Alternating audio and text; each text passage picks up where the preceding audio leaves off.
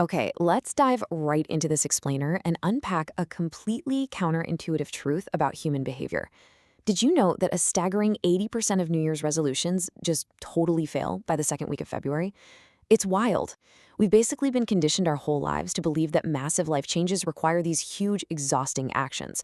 We think we need a total top to bottom overhaul to see any real results. But what if I told you that couldn't be further from the truth? What if massive transformations actually don't start with huge actions, but rather with microscopic, almost unnoticeable ones? Well, welcome to the architecture of tiny habits.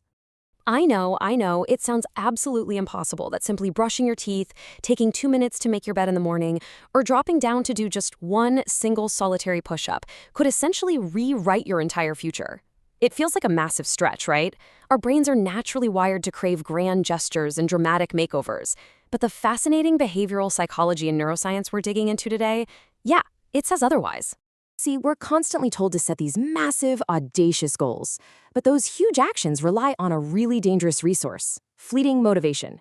Setting out to run a marathon when you literally haven't jogged in years often leads straight into paralyzing perfectionism. On the flip side, tiny habits are basically effortless. They don't require immense willpower to pull off. Instead, they quietly and reliably build the single most important factor of all, which is consistency. So let's look a bit closer at exactly why those big goals crash and burn so often. Most of us fail not because we lack ambition, not at all, but because we fall into the trap of these massive expectations. Motivation is an emotion, and inevitably, emotions fade. Just think about the graveyard of unused gym memberships, or those incredibly expensive treadmills that have basically turned into overpriced clothes hangers by March. When that initial surge of motivation drops, those small, meaningful actions feel totally useless compared to our giant goals, so we just ignore them entirely. We start chasing absolute perfection, and the very second we miss one single day of a grueling routine, we just throw our hands up and quit. Which brings us to Section 1, the science of small, rewiring the brain.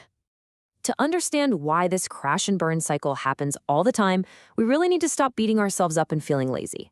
Instead, let's look under the hood and understand exactly how your brain is actually wired. Enter the neurological habit loop.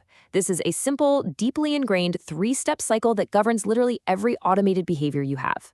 First, it always starts with a cue, a trigger in your environment. That cue then initiates the routine, which is the actual behavior itself. And finally, that routine delivers a reward, whether it's the smell of coffee triggering you to pour a cup for that morning caffeine hit, or stress triggering you to mindlessly scroll on your phone. This invisible machinery is running in the background of your mind all day long. And this brings us to a super fascinating concept: neuroplasticity. Basically, this is your brain's incredible ability to physically reorganize itself by forming brand new neural connections throughout your entire life. The science definitively proves that repetitive, small actions change the physical structure of your brain way more effectively than occasional, intense bursts of effort. When it comes to your brain, gentle repetition beats aggressive intensity every single time. No contest. So what's the fuel for this whole process? Dopamine. Your brain's dopamine system specifically rewards you for completing that habit loop. Think about that deeply satisfying, almost physical wave of pleasure you get just from crossing a tiny item off your daily to-do list. That is dopamine in action. The more you do a tiny habit, the more dopamine is released, and the more your brain actually craves doing it again. You are literally, biologically, hacking your own motivation just by keeping the action small enough to repeat frequently.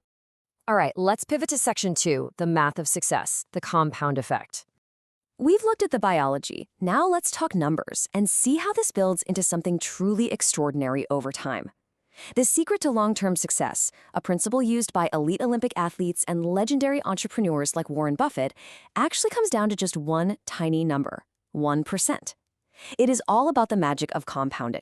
When you map out this exponential curve, it's a massive aha moment. Improving just 1% every single day snowballs into massive, almost incomprehensible outcomes over just a one-year period. Mathematically speaking, you become nearly 37 times better by the end of the year. 37 times. Compare that to the flat line of doing nothing at all, or the really dangerous downward curve of letting negative habits quietly compound against you.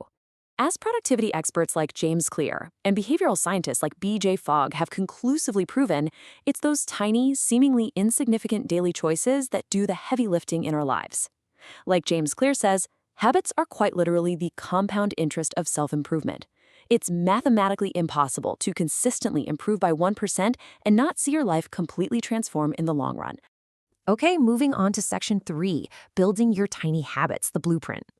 Now that we know the underlying science of the brain and the compounding math of success, let's look at the practical architecture of building these behaviors into your daily routine. Think of this as your playbook, a highly effective 7-step framework to engineer your success. It all kicks off with step 1, making the habit so ridiculously small that you literally can't say no. Then you attach it to an existing habit, like doing your one push-up right after you brush your teeth. You remove all friction, intentionally celebrate those tiny wins to spike that dopamine we just talked about, and fiercely protect your momentum by refusing to miss 2 days in a row. But the real secret sauce here is found in step 7, shifting your focus from achieving a single outcome-based goal, like, say, I want to read a book, to adopting a new identity-based belief, like, I am a reader. This completely changes how you view yourself. You stop focusing on checking off a chore, and you naturally start acting like the new type of person you're actually becoming. Of course, as you build this new identity, you've got to watch out for some incredibly common traps. Perhaps the most dangerous illusion of all is waiting for motivation to strike before taking action. We always tell ourselves, oh, I'll do it tomorrow when I feel more energized. But remember, motivation follows action, not the other way around.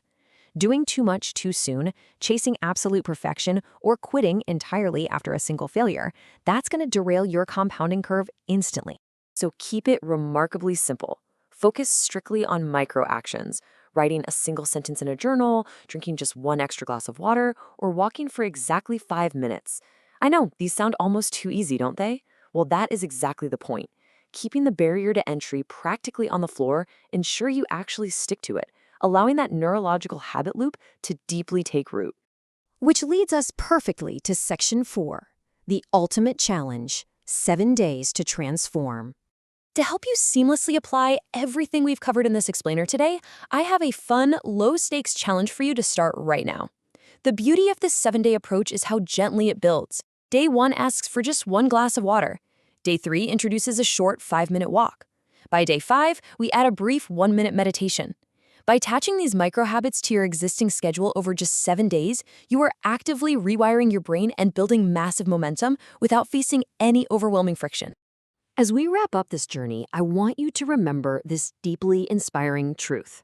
Your future isn't created by what you do once. It's created by what you do every single day.